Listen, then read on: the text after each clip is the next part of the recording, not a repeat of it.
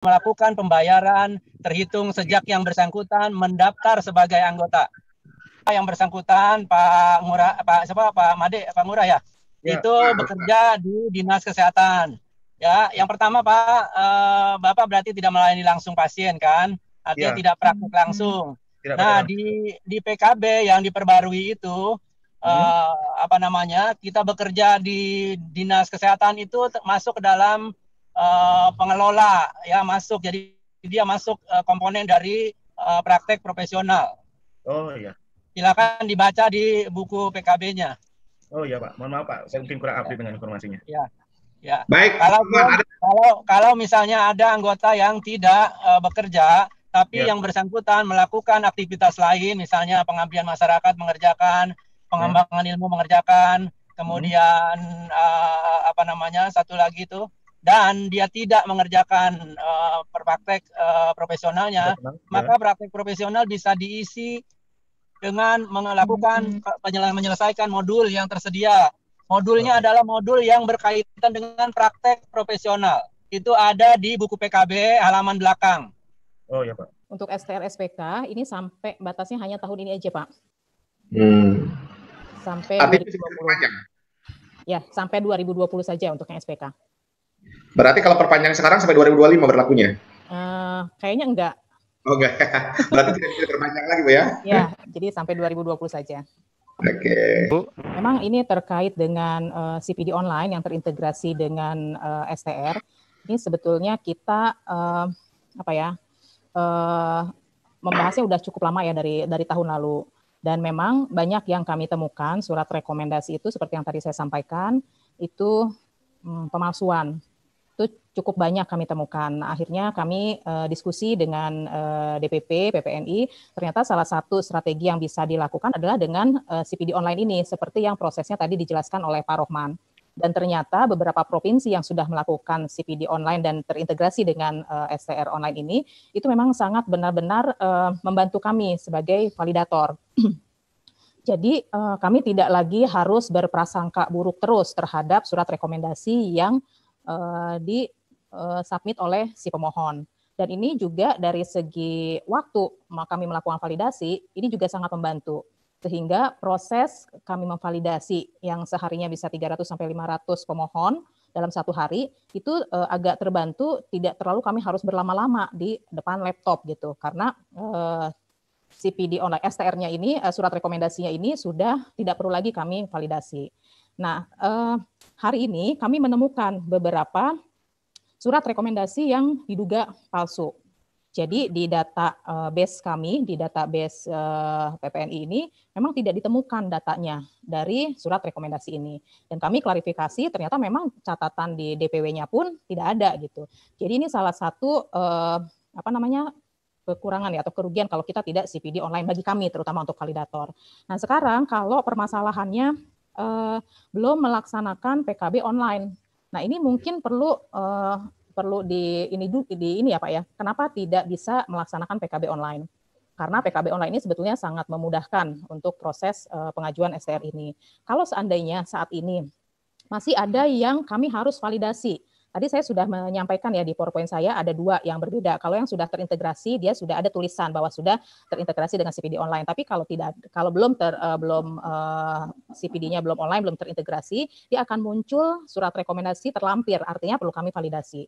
Dan di masa transisi ini sekali lagi saya sebagai tim validator kami berharapnya semua DPW PPNI kita punya standar yang sama gitu. Jadi tidak ada perbedaan satu provinsi dengan provinsi lain karena ketetapannya sudah ditentukan oleh DPP PPNI. Tapi kalau memang misalnya masih ada yang terlampir bukan berarti kami tidak validasi. Kami tetap lakukan validasi dan kami lakukan cek ke SIMK PPNI kalau memang sudah ada di sana data pemohonnya, kami langsung setujui kalau tidak ada masalah yang lain.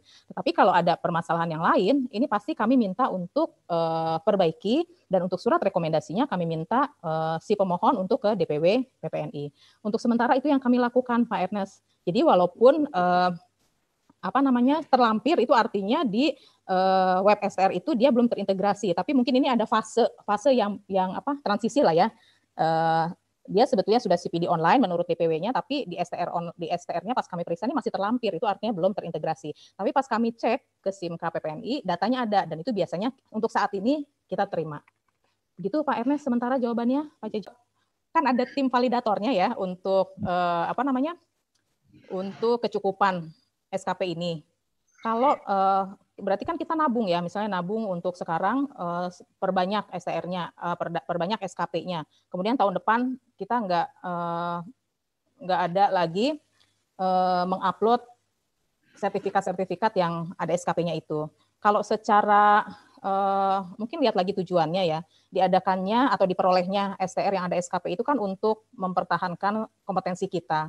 Kalau kita menyicil dari tahun ini atau tahun sebelumnya, terus kita gunakan untuk tahun yang akan datang, kan secara kompetensi pun nggak terjaga. Tetapi untuk pastinya, karena saya bukan tim penilai dari PKB online, jadi mungkin saya agak kurang bisa menjawab dengan baik. Tapi kalau menurut saya, ya harusnya diupdate terus untuk mendapatkan pelatihan-pelatihan supaya kompetensi kita tetap terjaga, gitu Pak. Baik, sayang sekali Pak Rohman sudah tidak ada ya. Iya. Mesti bisa menjawab lebih pasti. Betul. Mungkin ini aja ya, masukan dulu aja ya. STR seumur hidup ini kan pastinya ada, kenapa ada usulan STR seumur hidup. Terus dampaknya apa kalau STR seumur hidup? Ini kan tentunya harus melalui kajian. Nggak bisa langsung kita menyepakati atau tidak. Tapi kenapa sampai muncul hal seperti ini pastinya harus kita diskusikan dulu. Kalau masalah PPNI bisa menyampaikan usulan atau tidak, saya rasa sih bisa-bisa saja. Tapi dasarnya apa terhadap usulan ini yang harus kita kaji dulu. Gitu Pak. Beberapa waktu lalu ini memang sudah sempat dibahas dan kelihatannya juga PPNI sudah mengajukan permohonan waktu itu ya untuk diterbitkannya STR sementara, mengingat ada beberapa relawan ya, perawat yang belum mempunyai Serkom tapi menjadi relawan COVID-19. Namun sayang saat kami rapat dengan SET-KPKI yang dihadiri oleh semua OP, untuk STR sementara ini tidak dikabulkan untuk diterbitkan. Jadi STR sementara ini secara aturan memang ada, tapi itu untuk WNA. Untuk kita yang seperti saat ini kondisinya belum ada keputusan, bukan keputusan, maksudnya belum ada ya di hasil rapat itu tidak disetujui untuk diterbitkannya STR sementara. Nah, untuk uji kompetensi sendiri ini sebetulnya sedang dilakukan persiapan. Jadi untuk para Reteker terutama yang sudah beberapa kali uji kompetensi belum juga lulus, ini kami sedang mempersiapkan PPNI, AIPMI, dan IPK program untuk mengentaskan para Reteker semuanya. Dan kita diberikan waktu sampai akhir 2021 Reteker itu harus tuntas. Tidak lagi kita punya STR sebelum uji kompetensi dengan exit exam diberlakukan tahun depan. Nah, jadi untuk uji kompetensi, Bapak dan Ibu mungkin sebagai informasi, bulan Agustus ini akan dilaksanakan uji kompetensi untuk kita perawat baik nurse maupun D3 periode Juli-Agustus ini. Kemudian kemungkinan mungkin ya kalau dalam catatan kami ini rencana bulan Oktober juga akan diselenggarakan uji kompetensi karena yang lulusan tahun 2020 ini juga kan perlu STR, jadi perlu juga sertifikat kompetensi melalui uji kompetensi yang dilaksanakan. Jadi uji kompetensi tahun ini untuk sementara ini informasinya masih tetap akan dilaksanakan. Gitu Pak, dan STR sementara itu hanya berlaku untuk WNA. Terima kasih. Baik, terima kasih. Ya, baik. Jadi yang pertama saya mau luruskan dulu, itu bukan migrasi, namanya mutasi.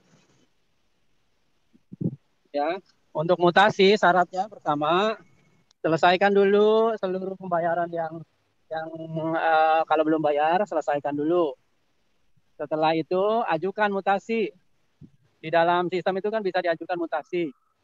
Lalu nanti persetujuan mutasi akan dilakukan oleh pengurus DPD atau DPW. Itu. Oh ya Pak. Oh, membership. Kemudian di situ ada forgot your account. Nggak perlu minta bantuan siapa-siapa. Masuk aja ke websitenya, kemudian nanti klik membership, lalu di situ ada forgot your account, tulisannya merah di bawah, klik itu. Oh iya Pak. Ya Pak, terima kasih Pak sudah menjawab. Pertanyaannya satu-satu ya. Yang pertama adalah saya ingin tanya dulu, yang bersangkutan itu mendaftar sebagai anggota sejak kapan? Ya, misalnya kalau dia mendaftar sejak 2014, maka kewajibannya adalah setiap tahun setelah 2014 itu dipenuhi. 2015, 2016, 2017, 2018, 2019, 2020. Itu pertama, ya. Yang kedua, apa tadi itu yang kedua? Apakah kalau bayar iurannya telat dapat sanksi Pak dari PPNI? Oh, itu sanksinya akan otomatis di sistem. Dia ketika mau mengupload bukti-bukti kegiatan dia, SKP, sertifikat dan lain sebagainya itu tidak akan bisa dia melakukannya. Baik, terima kasih. Kota PPNI dia tadinya di DPK khusus, di DPK Terus? lain, terus STR-nya. Kurang lebih sama Sekarang di mana? dengan sebelumnya. Jadi bagaimana kalau pindah DPK Pak? Perpanjangan STR Pak, silakan. Sama aja. Jadi gini, perpanjangan STR itu kan nggak terkait dengan DPK-DPK. Kalau dia misalnya di DPK A tadinya, kemudian ikut suami pindah ke DPK B dalam satu kabupaten kota, tinggal pindah aja. Melebihi antar provinsi juga tinggal pindah saja. Gitu, nggak ada masalah. Mungkin yang perlu ditambahkan, syaratnya harus aktif, keanggotaannya itu aktif. Supaya Ya, dia sebelum pindah dia harus sudah melakukan pembayaran dulu. Jadi nanti dia ke tempat yang asal itu tidak ada masalah gitu di tempat yang sebelumnya. Contoh misalnya gini ya, kalau misalnya saya mau pindah nih 2020 ya dari Kabupaten Bekasi pindah ke Bogor misalnya, tapi saya belum melakukan pembayaran nih 2020, saya sebaiknya bayar dulu tuh di Bekasi. Sudah bayar, baru saya mengajukan pindah. Gitu. Nanti Bekasi akan ngecek, oh ini anggota saya mau pindah, dia akan klik setuju, pindah ke sana langsung. Begitu, sangat simpel. Baik, terima kasih. Karena kalau nanti keanggotaannya tidak aktif, maka yang bersangkutan tidak bisa download surat patuh pada kode etik. Karena itu salah satu persyaratan untuk pengajuan STR. Gitu. Baik, terima kasih. Kan kode 3 keperawatan dengan RPL, itu ada jalurnya Pak. Jadi daftarnya langsung ke ktki.kemkes.go.id, pilihnya perpanjangan. Nah nanti setelah perpanjangan, klik RPL. Isilah data-datanya di situ. Kemudian nanti di situ ada diminta dokumen-dokumennya. Kalau untuk RPL itu kan tidak harus upload Serkom. Jadi langsung ijazahnya upload di situ dan ikuti seterusnya. Jadi untuk SPK yang sekolah ke D3 keperawatan yang namanya RPL, dia pilih perpanjangan dan klik RPL. Jangan naik level, jangan alih profesi, tapi kliknya RPL dan ikuti selanjutnya langkah-langkahnya di situ. Gitu Pak Muhaimin. Baik. Di web STR itu sudah ada nomor dan namanya. Mungkin ini hubungi saja DPD atau DPW-nya. Kalau sudah punya STR kan berarti kalau dia sudah kadaluarsa dia butuh perpanjangan kan. Kalau butuh perpanjangan berarti harus ada surat rekomendasi kecukupan SKP yang harus diurus melalui DPD, DPW, PPNI-nya. Jadi mungkin kalau sudah kadaluarsa diurus saja dulu kelengkapannya di DPD, DPW. Kalau sudah ada baru nanti masuk ke web STR online. Baik, terima kasih. Dari Serkom, dari STR yang terbit itu, kan ada tuh di STR kalau memang sudah pernah ada ya. Nanti dilihat yang tahun paling baru, itu yang biasanya yang kami setujui untuk dilakukan perpanjangan. Jadi nggak dua-duanya. Nanti biasanya ke yang bersangkutan kami sampaikan pakai nomor STR yang ini gitu. Karena setelah kami cek kalau ada dua, biasanya yang satunya dimatiin. Jadi yang aktif hanya satu dan kami pilihkan yang terbaru. Terima kasih, Bu. Ya. Saya lihat di chat ini, di Zoom grup chat, di situ ada menanyakan kalau ingin bertanya kepada validator harus menghubungi kemana. Jadi kalau menurut saya nggak perlu nanya sama validator. Kalau mau urus STR, punya masalah, lebih baik menyampaikannya ke DPD atau DPW. Karena terkadang karena terlalu banyak persoalan yang masuk, biasanya saya hanya merespon dari DPD atau DPW. Kalau untuk yang pribadi-pribadi itu biasanya kan isinya curhat panjang lebar gitu ya. Itu biasanya kami tidak layani. Jadi sebaiknya Bapak Ibu bila ada permasalahan terkait STR, hubungi DPD-nya atau DPW-nya dan melalui beliau-beliau itulah kami akan merespon setiap persoalan terkait STR dari Bapak Ibu semua. Itu Pak Jajat. Jadi nggak usah langsung ke validator.